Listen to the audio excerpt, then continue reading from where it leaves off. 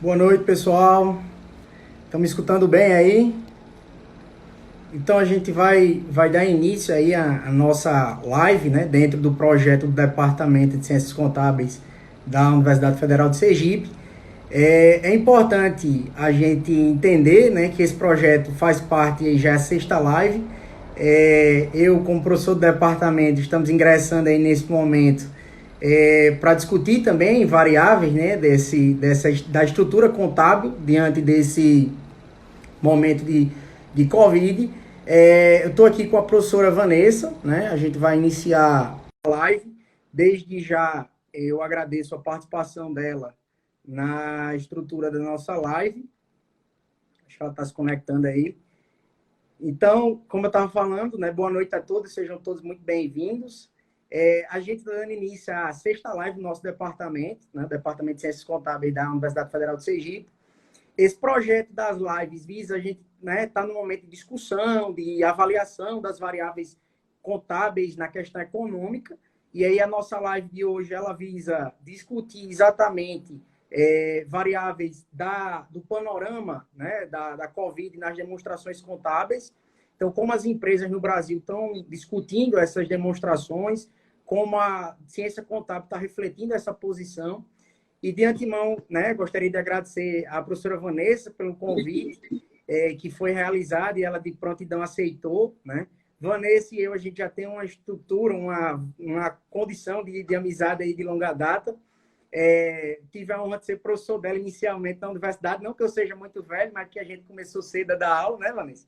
Entregou a E aí, idade, entregou a idade. na sequência a gente iniciou o mestrado juntos, né? Fizemos o mestrado juntos. E de lá para cá a gente sempre teve a intenção de estreitar laços, né, de estudo, de pesquisa, enfim.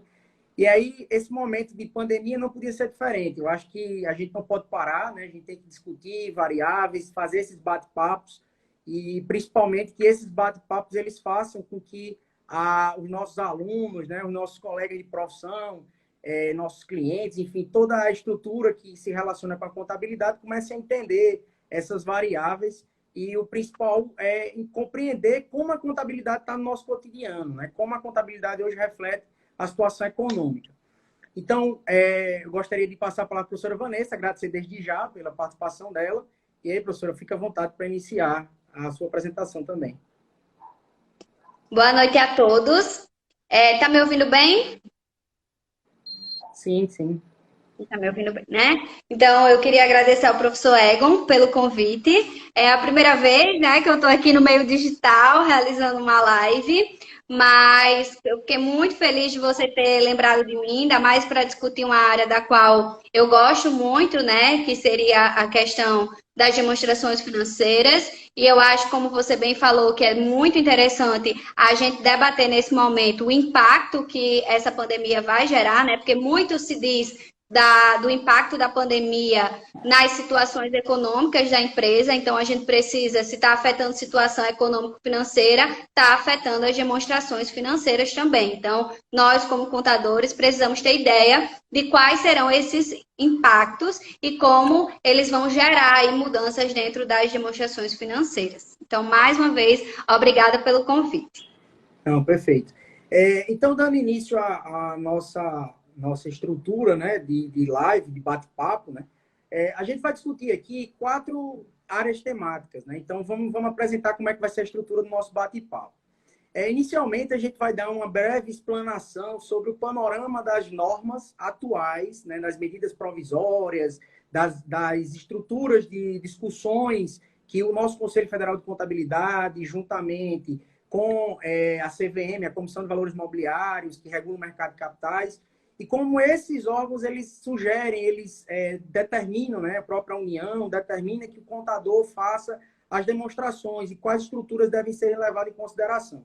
Num segundo momento, a gente vai discutir as contas patrimoniais que as empresas devem levar em consideração nesse momento, né, da pandemia, o que vai refletir em um momento de crise, é importante deixar isso claro, e a gente sabe que a contabilidade ela renovou-se, né, ela atualizou-se, então isso é importante ser frisado, que a partir de então todas as normas contábeis, né, então são regimentadas pelos CPCs, né, que é o Comitê de Pronunciamento Contábil. Então a gente vai estar discutindo essas variáveis.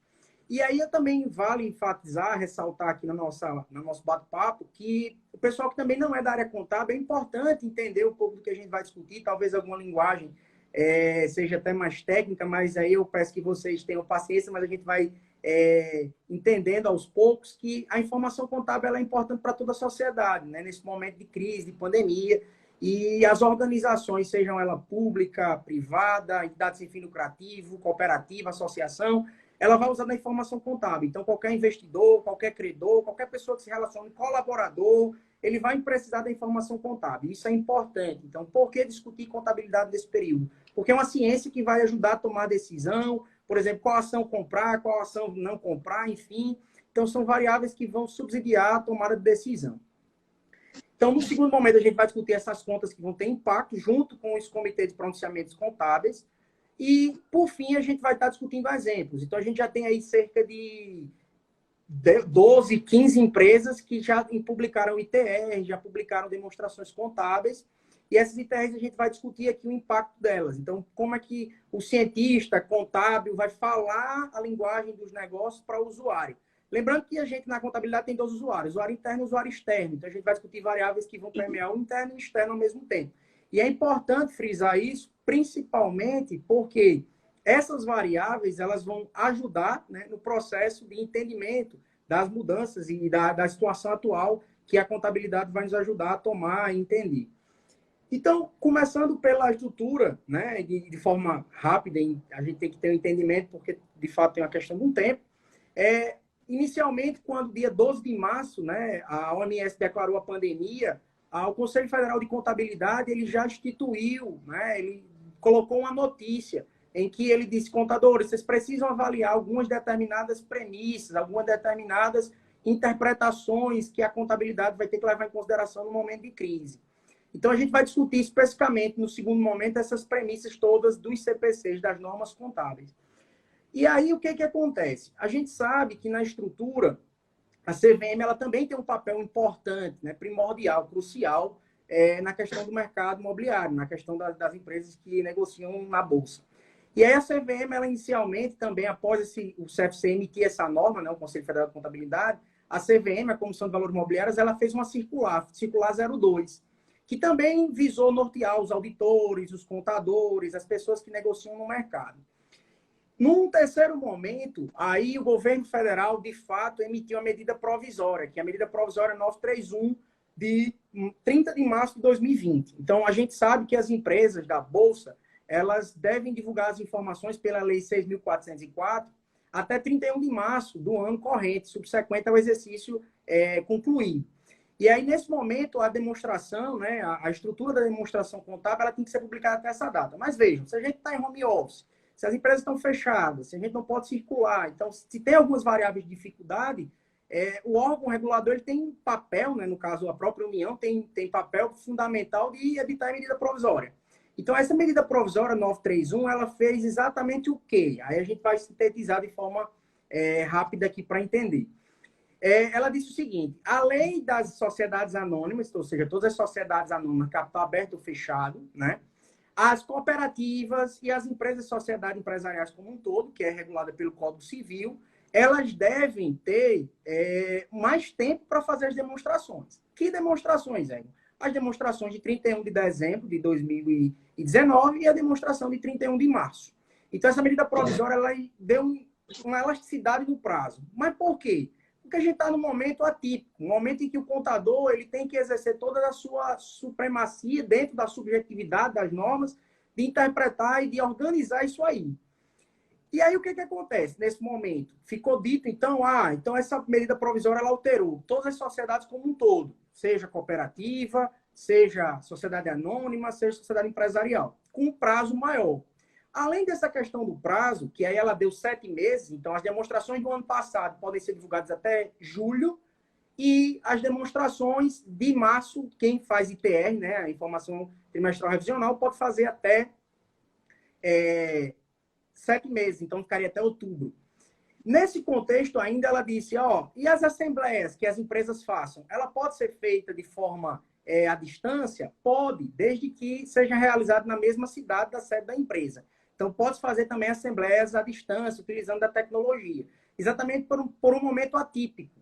E algumas variáveis, por exemplo, como dividendos, juros sobre capital próprio, a remuneração que o investidor tem na empresa também pode ser deliberado à parte, sem estar obrigatoriamente dentro da estrutura da Assembleia, mas o Conselho de Administração ou a estrutura, né, da diretoria da empresa pode deliberar certas situações. Isso é um ponto importante. E aí, né, nesse contexto também, né, havia aqui algumas perguntas em relação aos auditores externos. Os auditores externos, eles também têm um papel de validar essas informações, e a gente vai discutir isso no decorrer. Aí, nesse contexto, a própria medida provisória disse o quê? Se existe essa medida provisória, é importante se dizer também que as empresas reguladas de capital aberto, elas precisam fazer também uma estrutura importante de quê? De uma regulação da CVM. Então, a capital aberto é regulada pela CVM, e aí o artigo 3º da medida provisória deu essa brecha. No dia 31 de março, um dia após a medida provisória, a CVM editou uma medida provisória, né? Na verdade, não uma medida provisória, porque a CVM não edita medida, desculpem, ela editou uma deliberação, né? A número uma instrução normativa, né? Exato. Então, ela deliberou uma medida, né? Uma deliberação, que foi a 849, que disse exatamente o quê? Dentro dessa estrutura, a 849 vai dizer, a empresa de capital aberto, no lugar de fazer em 7 meses, que a medida provisória falava, ela estreitou um pouco o tempo, para 5 meses. Aí, por que, Egon, é menos tempo para capital aberto? Porque a empresa de capital aberto, ela precisa ter um processo de prestação de contas mais acentuado, uma contabilidade maior do que, por exemplo, a empresa de capital fechado. Então, a CVM disse, eu vou aprazar, mas eu vou aprazar não tanto tempo, eu vou aprazar com pouco menos de tempo. Então, aí a CVM resolveu fazer 5 meses. Essas variáveis, pessoal, são importantes da gente discutir agora, por quê? Para entender que se todo mundo está dando mais prazo para fazer demonstração contábil, é porque ela vai ser um pouco mais complexa de ser feita. E aí a gente vai entrar agora no segundo momento do nosso bate-papo, que aí a gente vai começar a contribuir aí, juntamente com a professora Vanessa. Isso. Complementando, Egon, eu acho muito importante, muito relevante o fato de você ter falado a questão de que as empresas de capital aberto, elas precisam divulgar as informações, prestar contas, porque nós, né, usuários externos, stakeholders, nós só podemos contar com as demonstrações financeiras. Então, está todo mundo aguardando aí, querendo entender como é que as empresas vão estar mapeando todos esses riscos e incertezas que está sendo gerado no ambiente econômico que as empresas estão atuando, né? Então, bem como você pontuou, a pandemia que estamos vivendo, a era que estamos vivendo, oriundo dessa pandemia, ela está gerando um ambiente de incerteza, um ambiente de risco, e que, com certeza, esse ambiente, ele vai estar resultando em implicações significativas nas demonstrações financeiras da empresa. Então, é isso que a gente vai abordar nesse exato momento. Eu só queria pontuar 2 observações, que é bom a gente lembrar que a gente não vai abordar nenhum segmento de empresa específica. Então, a gente vai tentar mapear, né, todas as áreas que podem vir a ser afetadas. E aí a gente sabe que a partir do segmento que a empresa atua, ela vai ter determinadas áreas que vão ser mais atingidas e outras não. Então, a gente não vai tentar mapear isso agora, tá? A gente vai ampla e resumida. E também vamos tentar mostrar os possíveis impactos que o Covid, de forma geral, vai estar afetando as demonstrações financeiras e relacioná-los com os seus CPCs, né? Ou seja, com as normas que vão estar regulamentando essas contas que a gente vai estar falando de impacto. E aí nós separamos para trazer para vocês como primeiro ponto a gente analisar exatamente, começar pelo CPC 26, que é exatamente o CPC que trata das apresentações das demonstrações contábeis. E aí é bom a gente analisar o item 25 e 26 do CPC 26, que é onde ele vai trazer a ideia da continuidade operacional. Então, antes das empresas começarem a elaborar suas demonstrações financeiras, elas vão precisar avaliar se a premissa da continuidade operacional ainda vai ser apropriado como base para a elaboração das demonstrações contábeis. Porque a gente sabe que as empresas possuem a obrigatoriedade de divulgar incertezas relevantes que vão estar relacionadas a eventos que podem gerar dúvidas significativas sobre a capacidade da empresa em continuar operativa, em continuar em operação. Então, é preciso que as empresas demonstrem, aí via notas explicativas ou via relatório de administração, que elas deem a segurança para os usuários externos que elas estão mapeando exatamente essas incertezas relevantes. E que se elas vão ser material ou se elas não vão ser material. Então, pontos que a gente pode separar que as empresas vão precisar fazer e aí vão precisar divulgar de alguma forma, seria exatamente fazer uma revisão do orçamento e aí verificar a sua previsão de disponibilidades e aí a gente começa com a primeira conta a ser analisada, que seria a conta caixa, né? Então as empresas, elas precisam saber se elas têm capacidade de honrar com seus compromissos no curto prazo, porque até então a gente não sabe quanto tempo essa pandemia vai durar, quanto tempo vai durar o impacto, né, que essa pandemia está gerando. Então, vamos pensar a curto prazo. Então, a gente precisaria fazer, né? Você concorda? Sim, sim. E aí, um ponto importante nessa premissa de avaliação, que você bem colocou, Vanessa, é a questão da continuidade operacional, no sentido de que, no momento de crise, dependendo de como a empresa esteja, se ela deu prejuízo, se esse prejuízo continuar, ela pode até chegar a alcançar um momento, por exemplo, do seu patrimônio líquido virar um passivo a descoberto, né? Ela ter mais dívidas do que propriamente seus ativos. E é nesse momento de insuficiência, de insolvência patrimonial, que vai levar em risco a continuidade operacional. Além, claro, de no futuro breve, ela não ter como se manter sem um possível faturamento. A gente vai discutir um pouco mais na frente a questão da receita. Mas aí o CPC 26 ele vai tratar exatamente disso. Essas variáveis, elas são importantes, né? No sentido da continuidade da avaliação. Os próximos 12 meses a empresa vai se continuar, até porque o CPC 26 fala que as demonstrações contábeis, elas são elaboradas partindo do pressuposto de que a empresa vai permanecer em atividade. Só que no momento de pandemia, de crise, será que a empresa de fato vai conseguir se manter em atividade? Se eu vejo que tem risco, eu preciso falar na demonstração contábil? Sim. E eu, como usuário, devo ler isso. Por exemplo, vou comprar uma ação do Banco do Brasil, mas será que o Banco do Brasil tem risco? Claro, isso é uma situação hipotética. Mas eu poderia avaliar essa premissa. Eu vou avaliar olhando para o balanço, né? Isso, exato. E você bem falou, você destacou o período, né, que o próprio CPC 26 traz, que essa previsão de continuidade operacional, ela deve ser analisada no período de 12 meses a partir da data base da elaboração da demonstração. Então, a empresa precisa ter certeza dessa continuidade operacional dentro desses 12 meses. E aí as empresas também vão ter que estar divulgando as medidas que vão ser tomadas para mitigar esses riscos e incertezas, porque quanto a isso não há dúvida de que existe.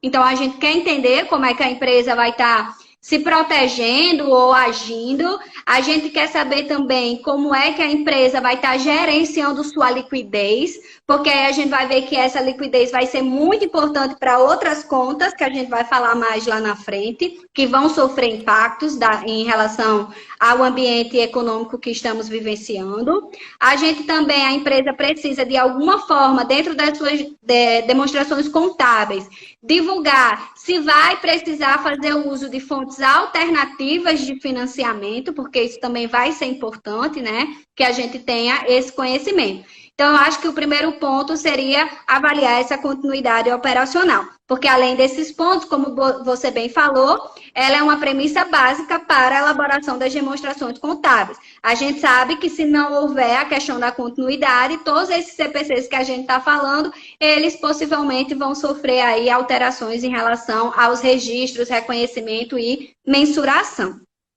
Perfeito. E aí, eu acho que, como segundo ponto, seria importante a gente destacar aí a conta denominada contas a receber ou clientes, né? Como gostem de chamar.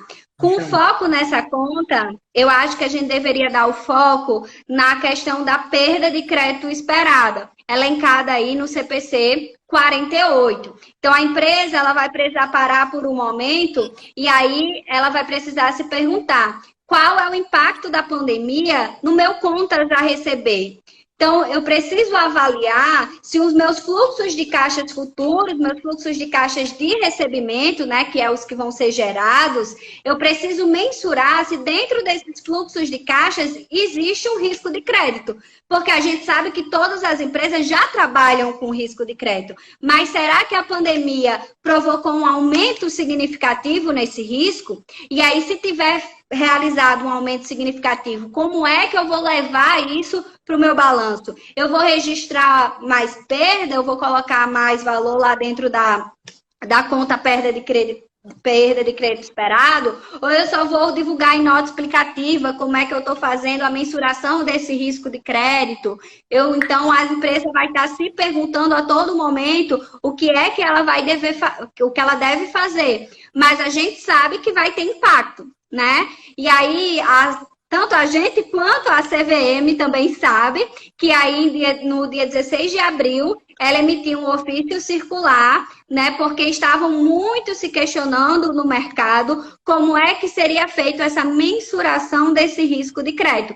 O que é que eu poderia considerar como sendo relevante? E aí a CVM emitiu o ofício dizendo assim, se você verificar que tem itens vencidos há mais de 30 dias nesse seu fluxo de recebimento, pode já ser um indício de que está havendo um aumento do seu risco de crédito. Mas a CVM deixou bem claro que isso vai ser um julgamento da administração, certo? Por quê? Porque a gente sabe que essa questão de risco de crédito depende muito do ritmo do negócio, né? Se eu sou uma empresa que eu já observo que em determinados períodos de tempo o meu fluxo futuro de recebíveis ele já tem um atraso, então esses 30 dias poderiam não ser relevantes, não poderiam não ser material. E aí eu precisaria olhar para outra questão de mensuração. Perfeito. Só uma observação. Algumas pessoas estão falando da questão da PDD, né? A provisão de devedores duvidosos, antigamente chamada na literatura do livro de finanças. É a mesma nomenclatura. É a mesma coisa. PSLD, a provisão estimada de crédito de liquidação duvidosa. No Brasil não existe. E agora eles estão chamando de... Isso, agora eles estão chamando de perda de crédito esperada com a questão do CPC 48. Isso. Então, assim, dentro dessa estrutura, como bem a professora Vanessa falou, a permuta da nomenclatura, de fato, né, por adotar a IFRS, via norma do exterior, enfim. Então, dentro desse contexto, o IFRS ele traz essas nomenclaturas atualizam, mas é a mesma premissa. No Brasil existia, até então, a 2682 do Banco Central, que tratava desse risco. Os bancos são o case de sucesso em relação a risco de cliente, tá?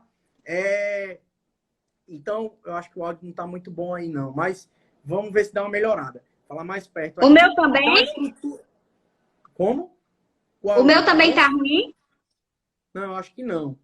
Então, eu acho que dentro dessa estrutura é importante entender que, em alguns contextos, né, a estrutura de demonstrações contábeis em si e a PSLD, né, ou, enfim, a estimativa de risco de crédito, ela é importante. E, no final, a gente vai dar alguns contextos, principalmente no sentido da provisão de risco para os bancos. Os bancos são o case de sucesso em relação à estrutura atual. E aí, algumas normas, inclusive, nesse momento atual, eu vou deixar até para vocês estudarem, eu sei que a gente vai dar para a gente tratar de tudo, mas as resoluções do Banco Central, tá? A 4782 e a 4803. São as normas que o Banco Central editou recente para tratar sobre o risco de crédito. Então, o próprio Banco Central já ajudou. Ele que regulamenta. Exatamente. Já ajudou a questão do provisionamento. Então, o Banco Central disse, bancos, enfim, instituições financeiras que são reguladas por mim, vocês devem atualizar a provisão de risco, né, conforme essa estrutura. Então, isso já ficou bem amarrado, né? Essa estrutura já ficou bem amarrada. E a importância disso trata exatamente de que esse risco de crédito é normal em momento de crise, porque as pessoas perdem o poder de liquidez, de pagamento, de honrar dívidas, e é natural. Então, qualquer negócio que venda a prazo, que empreste, enfim, no caso de um banco que financie, né, ele vai ter esse risco inerente. E a contabilidade tem um papel fundamental de registrar isso mediante essa operação. É para a gente ver como as variáveis econômicas elas influenciam na variável contábil, né? Como a estrutura é importante e exatamente isso vai ajudar a tornar a demonstração contábil mais organizada, mais fidedigna possível. Isso. E como você bem pontuou, Egon, quando a gente fala de perda estimada de crédito, a gente precisa, quando a gente vai analisar essa conta, olhar para o segmento de bancos, porque é o segmento que a gente mais verifica em que essas perdas estimadas elas se tornam materiais, né? Ou seja, elas têm efeito relevante nas demonstrações financeiras. Eu acho que até mais lá para frente, quando a gente for citar alguns exemplos, você vai destacar bem isso, né? Exato. Então, seria uma conta que com certeza vai sofrer aí um impacto com relação ao ambiente econômico que estamos vivendo hoje. Perfeito. Outra conta que nós destacamos que pode vir a sofrer modificação advinda aí do cenário econômico seria a conta de estoques, que tem como correspondente o CPC 16. E aí eu acho importante a gente olhar para o que o CPC diz, que é exatamente em relação à sua forma de mensuração.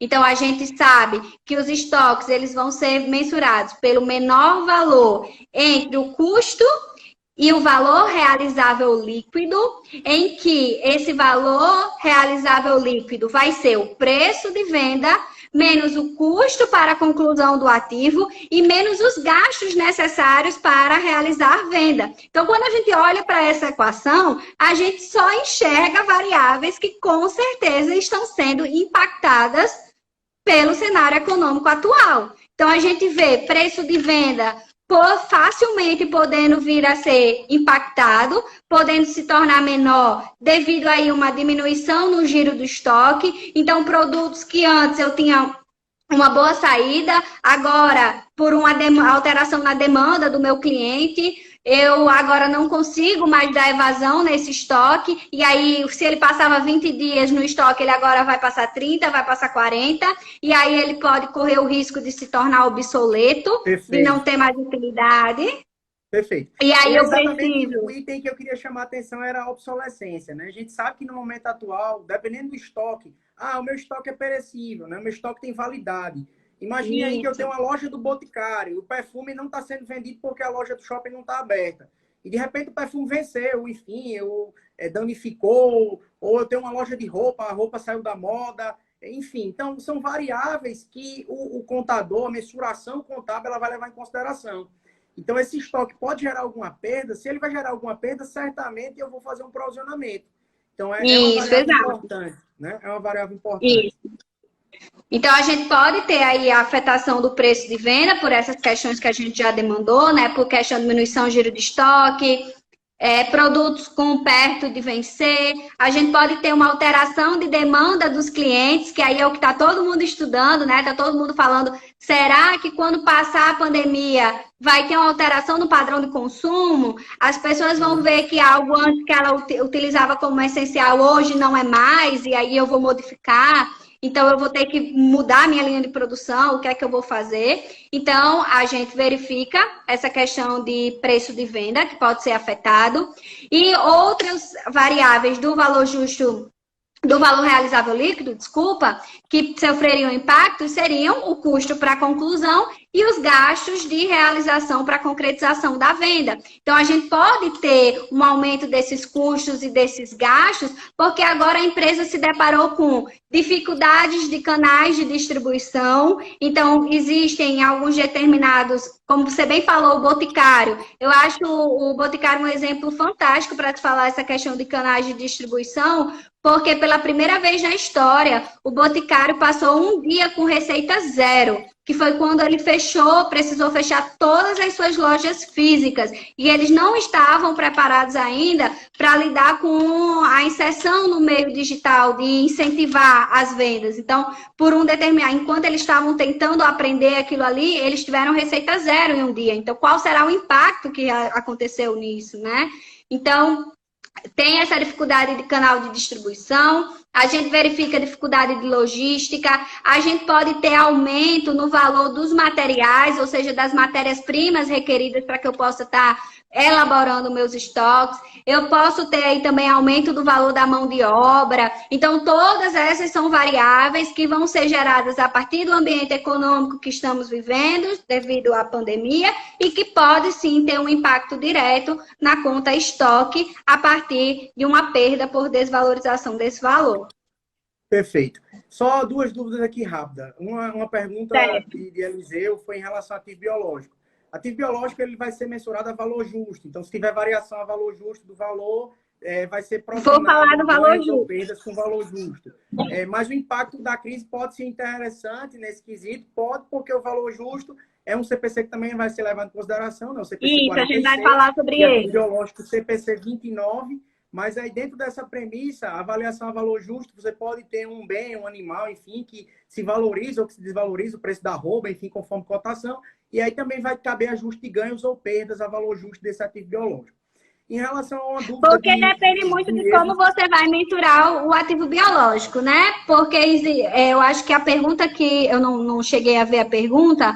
Talvez ele quisesse perguntar... se quando eu trabalho com bois como forma de estoque, né? Que às vezes algumas empresas trabalham com... Aí entraria na ótica, levaria ao CPC 16. Mas se fosse como a ótica de ativo biológico, né? De imobilizado, isso, aí... Ativo biológico CPC 29, exato. Até porque o boi, quando deixar de ser boi, deixar de estar, né, um interveniente vivo, ele vai virar estoque CPC 16, por exemplo, após ser abatido, um exemplo.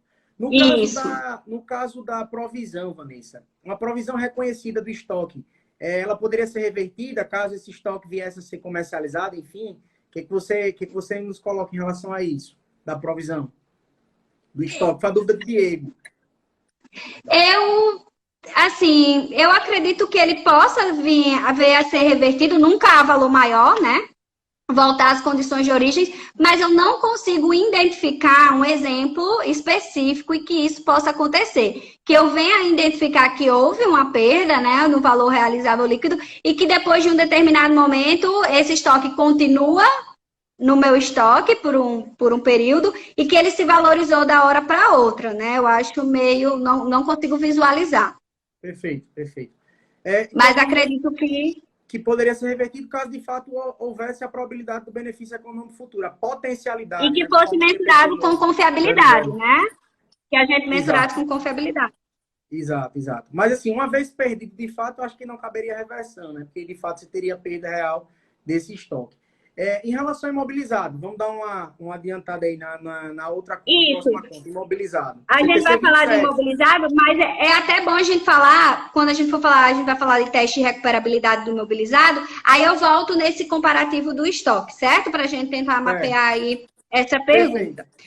Perfeito. Mas a próxima conta que a gente estaria dando destaque seria exatamente imobilizado, né? Que, com o seu CPC correspondente, o CPC 27. E aí, antes de falar de teste de recuperabilidade, eu acho importante a gente olhar para o imobilizado, em que as empresas elas vão ter que revisar a vida útil do bem e valor residual do ativo, né? Para ver se eles continuam nas mesmas premissas que antes eram adotadas, para não saber se houve alguma modificação na sua depreciação, porque qualquer modificação ou na vida útil ou valor residual vai estar impactando aí na depreciação que vai ser reconhecida, que vai ser registrada na demonstração financeira. Outro aspecto importante para se analisar para o imobilizado, a empresa também vai precisar verificar se a estratégia de uso ou de retenção desses ativos imobilizados, eles foram alterados, porque também pode gerar impacto aí na depreciação. Então, se antes eu tinha uma máquina que ela era utilizada para produzir determinado bem e agora eu modifiquei a sua utilidade, então será que eu vou precisar mudar a forma que eu estou depreciando essa máquina? Será que vai ter algum impacto? Ou máquinas que antes eu usava e que agora eu não estou mais produzindo determinada linha e essa máquina não está sendo utilizada, então eu vou cessar a depreciação? Então, são pontos que deverão ser analisados. E aí, além disso, né, dos impactos gerados dentro da depreciação, a gente vai para o teste de recuperabilidade, né, impairment, que seria o CPC 01, que a gente sabe que o teste de recuperabilidade, ele é feito para evitar que o ativo ele seja registrado ou que ele esteja registrado por um valor maior que o seu valor recuperável. E aí, para a gente, o CPC vai elencar, para a gente mensurar esse valor recuperável, a gente deveria comparar o valor em uso com o valor justo líquido de despesa de Venda. Então, mais uma vez, a gente tem equações variáveis que com certeza vão ser impactadas pelo cenário econômico que estamos vivendo. Valor em uso, a gente sabe que para determinar o valor em uso vai ser necessário elaborar um fluxo de caixa descontado, por exemplo. E esse fluxo de caixa descontado, para que eu traga os valores que eu tenho de esperança de benefícios econômicos com a utilização daquele imobilizado, eu vou precisar descontar ele a uma taxa livre de risco. E muitas das vezes as empresas escolhem como taxa livre de risco para descontar esses fluxos a Selic. E a gente verifica aí que o Banco Central teve modificação na Selic. Então, é preciso rever esses fluxos para saber se essa alteração nessa taxa foi relevante, foi material ou não. Então, além de eu estar registrando novas perdas, eu também tenho que estar analisando expectativas que eu já fiz anteriormente, certo? Eu tive um exemplo recente que eu pude analisar, que eu peguei um teste de impairment e analisando os anos lá, que é o que eu vi, a taxa Selic estava 11, 16, 15, como expectativa futura, né? Então, hoje ela está bem menor que isso. Então, precisa só ter... otimizar o prazo, vamos otimizar o tempo, tá, Vanessa? Acho que a gente tem que dar uma adiantada aí, tá certo? Tá, então vamos adiantar. Detalhes, eu acho que em um outro momento a gente deve fazer uma live com mais tempo, né? Acho que talvez aí pensar numa alternativa de outra ferramenta. Até porque então, são eu vou tentar relevantes de fato. Vou tentar ser bem resumida, então, certo? Então, seria a alteração no fluxo de caixa, que a gente utilizaria como valor e uso, e aí eu puxo aí como a relação do valor justo líquido de vendas, eu trago para também o valor justo, né, CPC 46, sendo impactado também pelo cenário econômico que a gente está vivendo. A gente sabe que o valor justo, ele é uma mensuração baseada no mercado, e é mensurado que utilizando premissas que os participantes de mercado utilizariam, visando refletir as condições de mercado na data da mensuração, tá? Então, eu preciso, valor justo de antes, eu preciso ver se eles ainda valem hoje, porque o valor justo é na data da mensuração, é a data que eu vou estar lá fazendo o registro na contabilidade, certo? Na demonstração financeira. E aí, a gente verifica cenários de empresas que podem ter bastante dificuldade quando se fala do valor justo, exatamente porque a gente sabe que tem algumas empresas que necessitam de dados não observáveis para estar apurando esse valor justo. E aí a gente vê, né, pelo cenário econômico, que esses dados não observáveis, eles estão mudando rapidamente. Então, falando de níveis de hierarquia de valor justo, mas não entrando muito, a gente seriam empresas que teriam o nível de hierarquia 3. Então, a gente também pode ver mudanças de níveis de hierarquia. Então, antes eu usava o valor justo com nível de hierarquia 2. Agora, por os dados não observáveis estarem sofrendo modificações, essas modificações se tornaram relevantes. E agora eu preciso não mais apurar no nível 2, e sim no nível 3. Então, a gente vai verificando também que vai gerar impacto aí na mensuração. Então, a gente sabe que o valor justo, ele sofre impacto de níveis de atividade econômica, ele sofre impacto de risco de crédito, risco de liquidez, risco de projeção, risco cambial, que aí está tanto falado no mercado financeiro, a volatilidade do câmbio. Então, tudo isso são cenários que vão impactar. Perfeito. Eu acho que a gente tem que fazer agora um resumo só dos próximos itens, assim, de forma para ser mais sintético, para a gente não ser cortado na live, tá?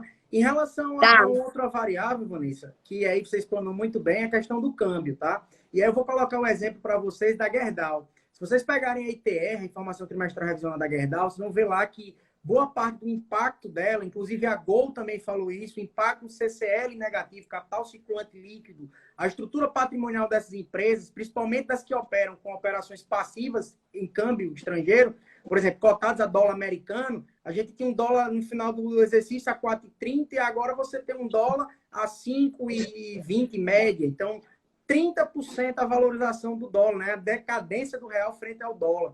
Então, assim, se você exportar em dólar, beleza, você vai ter ganhos cambiais. Mas se você tiver dívidas contraídas em dólar, você vai ter um aumento da dívida monstruoso quando você converter isso para real, né? Aplicando lá o CPC 02, que trata da parte de câmbio e moeda, enfim. Esse aspecto é importante se dizer que também tem uma influência muito significativa. As empresas, elas devem mensurar isso, e isso são variáveis que quem negocia com moeda estrangeira deve ser levado em consideração na hora de estruturar um balanço patrimonial, uma demonstração contábil como um todo. Só pegando o gancho nessa estrutura. Então, a gente coloca aí como 2 exemplos nessa questão de câmbio, tanto a empresa, né, a Gol, quanto a estrutura da Gerdau. O próximo ponto, Vanessa, que a gente tinha tratado, era a parte de arrendamento, né? E aí tratar um pouco do CPC 06. Aí eu acho que pode ser só sintetizado as principais variáveis acerca do arrendamento, já que você bem falou na questão do imobilizado, que são as questões de valores residuais e a questão da validação, né, de recálculo de taxas de depreciação. Então, isso é importante se discutir. Do arrendamento, o que basicamente eu ia falar era mais um questionamento, né, que estava se tendo no mercado. Eu acho que muito motivado pelas empresas de aviação, né, que elas são as mais impactadas em relação a contratos de arrendamento, em que elas estavam se perguntando se, por exemplo, estava acontecendo alguns arrendadores, eles estavam dando algum tipo de benefício, como, por exemplo, diminuir o valor do contrato hoje para um aumento futuro. Então, as empresas estavam se questionando, eu trato isso como uma alteração contratual, eu mexo no meu arrendamento, vai ter modificação, ou eu só coloco em nota explicativa, ou nem preciso colocar. E aí foi quando o IASB soltou um documento recentemente, acho que há umas 2 semanas, que como sugestão, por hora, né, por momento, eles falaram que não deveria ser tratado como uma alteração contratual, mas que esse pensamento está em aberto e que possivelmente agora, no final de maio, é que eles vão dar uma resposta quanto a isso. Então, a gente vai precisar ver aí se esses benefícios dados pelos arrendadores também vão provocar aí alguma alteração no grupo de arrendamento, tá? Perfeito. Dando continuidade e dando acelerada. Passivo. Então, vamos imaginar em passivo agora. A questão de um banco, renegociação de endividamento, que era a curto prazo, pode se tornar longo porque eu aprazei. Então, quais variáveis discutir em relação a custo de empréstimo, CPC 20? Pronto. O custo de empréstimo é interessante. Eu até tinha feito um post recente no meu Instagram falando sobre o resumo do CPC 20. E aí o ponto que eu acho de destaque que a gente deve dar no custo de empréstimo primeiro a gente sabe que a entidade ela vai capitalizar os custos de empréstimo que são diretamente atribuíveis à aquisição de ativos qualificáveis, né? E aí, ativos qualificáveis, para quem tem dúvida, são ativos que vão demandar um tempo substancial para que seja concretizado, para que fique pronto, para que possa ser utilizado ou vendido, certo? E aí, dentro do CPC 20, ele traz momentos em que a empresa vai precisar fazer a suspensão dessa capitalização, certo? E aí, essa suspensão ocorre exatamente se a empresa, por algum determinado momento, por um período extenso de tempo, ele vai suspender a produção desse ativo qualificável, certo? Aí vocês podem até fazer uma pergunta, mas Vanessa, o que é um período extenso? O CPC não diz qual é o período, tá? Julgamento da administração, vai ter que ser analisado. Então, a gente verifica se está tendo restrição. Isso, restrições de trabalho, escassez de mão de obra, escassez de suprimento, fornecimento da matéria. Então, pode ser que a empresa faça suspensão aí da produção desses ativos qualificados. E aí vai ter que suspender os custos de empréstimo. Ok. A gente não vai conseguir tratar especificamente desses CPCs aí. De fato, o tempo já está quase esgotado. Mas tem 2 variáveis aqui. A gente tem o CPC 25, né, para exaltar para o pessoal, né, Vanessa, que está dentro da nossa estrutura de apresentação de hoje. Não vai dar para falar diretamente, mas basicamente o plano de estruturação e a questão dos contratos, né, que podem ser ou passivos contingentes, que podem ser levados em consideração nesse momento de crise. E aí, além do CPC 25, tem a questão do tributo sobre lucro também, a variável do tributo sobre lucro, e como isso vai acontecer. Todo mundo está pedindo um segundo tempo, vamos organizar aí. Vou resumir. Agora tem que ser muito resumido, 2 minutos. Muito resumido. Foco, CPC 25. Olhem, contratos onerosos, certo? Então, a gente pode ver as empresas aí tendo contratos de compra e venda virando contratos onerosos, e aí vai ser requerido uma provisão. A gente pode ter aí a empresa com provisão de reestruturação, certo? São exemplos quando a empresa vai fazer um encerramento de uma linha de negócios, ou encerramento de fechamento de uma instalação, e aí vai ser requerido uma provisão de reestruturação. Mas olhem lá no CPC que vai ter também bem direitinho quando é que se pode fazer essa provisão de reestruturação, certo? Não é só uma simples conversa da administração de fechar algo que vai fazer, não. Tem que ter um plano formal, uma expectativa aí também. Outro foco que eu ia trazer, dá tempo, você acha? Você vai falar o que agora? Eu ia falar sobre um ponto que eu acho importante, que a gente pode ver que normalmente falando aí de passivo circulante e não circulante, focando na conta de empréstimos. Em alguns momentos a gente pode ver que esses empréstimos que antes figuravam no não circulante vão ter que passar para o circulante. Por quê? Porque algum desses empréstimos existe os covenants, certo? Que são as cláusulas restritivas, que são obrigações aplicadas aos tomadores de créditos. E aí, quando a empresa, por isso que é importante lá, quando a gente falou de continuidade operacional, a empresa saber se vai conseguir honrar seus compromissos. Porque se ela for quebrar alguma dessas cláusulas restritivas, os empréstimos que ela tinha lá no não circulante vão poder ser resgatáveis a qualquer momento pelo credor. Então, ela precisa analisar isso. Tudo bem que vai ter os waivers, mas aí que é o perdão, aí é outro ponto. Vamos mais para frente. Fala. Perfeito. Poderia... O outro ponto, a questão, eu acho que a gente tem que destacar, são os dois últimos CPCs, né? Que trata da questão de eventos subsequentes e a questão de receita. Também a questão da auditoria, da NBCTA 540, 560, enfim, ali que trata dos riscos e estimativas e questão de eventos subsequentes. As empresas elas precisam falar, principalmente para a demonstração de 2019, 31/12, e para a demonstração de 31 de março, que o efeito subsequente ele vai acontecer. É fato que as empresas vão ter resultados piores, certamente, que as empresas vão ter estruturas, né, financeiras, enfim, comprometidas, risco, processo de descontinuidade de faturamento, enfim, dias negros, ruins, né, vão vir, isso é fato, né? A projeção do próprio Banco Mundial de 5% negativo de PIB, então as empresas vão certamente ter dificuldades, e esses eventos subsequentes é exatamente o que ocorre após o fechamento da demonstração até a data em que ela foi elaborada e publicada. Esse evento subsequente ele precisa ser escrito, essas premissas precisam ser escritas. Então, por exemplo, se você pegar uma estrutura de demonstração de algumas empresas, você já vai perceber isso. Por exemplo, eu vou até colocar uma área que certamente está muito impactada, a área do turismo, né? Se você pegar o balanço da CVC, a CVC divulgou a demonstração? Ainda não, porque é um momento de incerteza, dificuldades, estão quebrando a cabeça. A Gol publicou um balanço sem a revisão da auditoria. Então, a auditoria não revisou a demonstração publicada. Por quê? Porque a gente está vivendo um momento difícil, é home office, a informação precisa chegar, às vezes a informação não chega em tempo hábil, enfim, mas saibam que o profissional da contabilidade está se esforçando para fazer o seu melhor, para trazer de forma mais fidedigna possível o que está acontecendo dentro das companhias.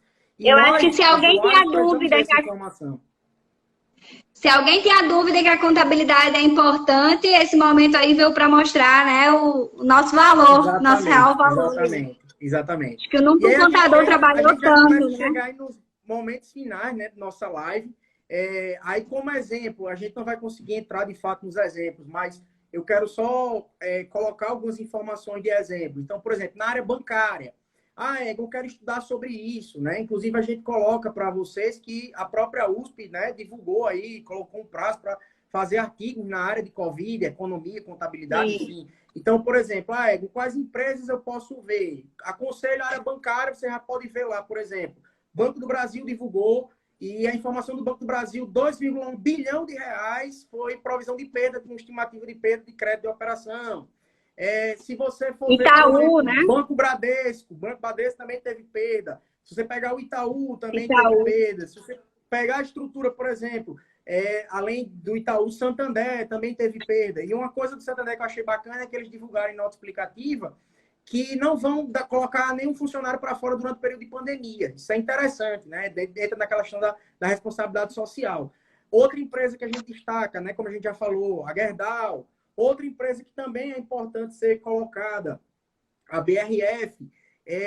A Ambev também falou, inclusive, dos investimentos, a questão do recurso que foi alocado no período de crise. Muitas empresas estão contabilizando as despesas com o Covid diretamente. Então, por exemplo, eu gastei com máscara, eu doei álcool em gel, eu produzi, eu fiz, enfim, infinidade de coisas, está tudo lá no balanço. Então, é a demonstração de fato de que tudo que ocorre, o mundo corporativo, ele colabora muito com a sociedade, e a contabilidade passa por isso. Então, eu acho que é uma variável importante e isso tudo está sendo mensurado de forma correta, adequada, né? E o profissional está fazendo a diferença. Então, além dessas demonstrações todas, né, que a gente está falando aqui, enfim, colocando, existem outras, né? A Cielo divulgou também, além dos bancos, né? A Cielo, que trata de operadora de crédito, de cartão. Se a gente for analisar, ainda tem outras que virão, demonstrações que ainda irão ser divulgadas até em maio para companhias abertas. E vamos esperar as intermediárias também, né? Porque eu acho que as intermediárias é que vão registrar os principais impactos. Perfeito, perfeito, perfeito. Essas demonstrações certamente vão ser as que vão finalizar. Então, a gente quer agradecer, né, a cada um a participação. Eu acho que inicialmente a gente fica meio nervoso, né? A gente prepara um conteúdo, material, dá um trabalho, estudar, ver as variáveis. A gente quer dar o maior, né? Para esse bate-papo. E eu acho que, independentemente de contador ou não, a gente conseguiu discutir várias variáveis aí importantes, né? Dentro da contabilidade. E aí fica o espaço também, Vanessa. Muitíssimo obrigado, tá? Eu te agradeço muito, nosso departamento, nossa universidade. A gente agradece muito pela sua participação, principalmente porque a gente tinha tanto conteúdo para falar em tão pouco tempo, né? A própria professora Mariana, né, nossa chefe lá do departamento, colocou, faça um segundo momento, né? Tem um segundo tempo, todo mundo elogiando, agradecendo sua participação, abrilhantando esse momento. Muito obrigada. E aí eu te agradeço muito, tá? De verdade. E aí sabe também que as portas estão abertas, né? E usar a tecnologia ao nosso favor, né? Independentemente. Com certeza. Ultrapassando barreiras. Eu acho que vários estados estavam aí junto com a gente nessa live, né? O Rio Grande do Norte, nosso estado, você em Roraima, a minha Universidade de Sergipe. Eu acho que a gente conseguiu discutir muitas variáveis. Agradecer a cada colega, professores que participaram, os nossos alunos, principalmente, né? Eu acho que todo mundo está de parabéns aí pela participação. Agradecer a cada um. E Vanessa, fica à vontade também para agradecer. Antes de agradecer, o meu espírito não deixa eu terminar sem falar rapidinho dos dois CPCs. Fale. Evento subsequente, procurem lá eventos, o que são eventos ajustáveis e o que são não ajustáveis, porque isso vai ser importante na hora das demonstrações financeiras. E em receita, foco em contras prestações variáveis, tá? Como é que vai ser registrado, mensurado essas contraprestações, se elas tiveram alguma alteração. E deixo o questionamento também de analisar que agora, como as empresas estão mudando, migrando muito para o meio digital, para o e-commerce, saber aí qual vai ser o momento correto de reconhecer essas receitas. Então, finalizamos agora a explanação dos CPCs. E eu fico com agradecimento. Agradeço a você, Egon, agradeço a instituição, né? Porque é em nome da Universidade Federal de Sergipe que a gente está fazendo a live. Então, parabenizo pelo projeto que vocês estão fazendo, por em meio a toda essa crise, vocês estarem preocupados em dar conhecimento para os alunos, que eu acho isso muito relevante. Até eu tenho como lema na minha vida, né, que conhecimento compartilhado é conhecimento redobrado. Então, eu fico muito agradecida de fazer parte aí desse projeto e ter sido convidada por você. Muito obrigada. E obrigada a todos que assistiram. Obrigado. Então, muito obrigado mesmo. A gente dá vontade de acabar, né? De discutir tanta coisa por falar, tanta variável que a contabilidade contribui na nossa sociedade, né? Nós dois somos apaixonados pela nossa profissão, né? Pela nossa ciência. Isso é importante, avaliar e discutir, é muito legal. E eu acho que ficou aqui nosso muito obrigado também, a oportunidade de usar essa variável, esse canal. E certamente vai ser a primeira de muitas, né? Eu acho que a gente vai estreitar laços aí, projetos. Com certeza. Com certeza, a nossa universidade está de portas abertas para você, viu? Muito obrigado mesmo. Muito obrigada. Agradece, viu? A sua participação, tudo que você fez aqui na nossa live. E nosso muito obrigado. Aos alunos, vou tentar... Se precisarem, podem contar comigo. Isso. Eu vou tentar encerrar aqui, salvar para que a gente possa depois compartilhar esse material. Eu acho que esse material é importantíssimo que a gente consiga deixar ele salvo, né? E é isso aí, tá bom? Tá bom, Egon. Muito obrigada. Obrigada, pessoal, por assistirem e prestigiarem. Boa Um abraço noite. a todos. Obrigado. Boa noite. Usem máscara. É verdade. Fiquem em casa e usem máscara. Se puder, claro, lavem bem as mãos, se higienizem. E se Deus quiser, vamos passar por isso tudo. Vai ser uma crise E econômica vamos de estudar saúde, mas que a gente vai contabilidade. sobreviver bem, né? Um abraço a todos. Tchau. Tchau.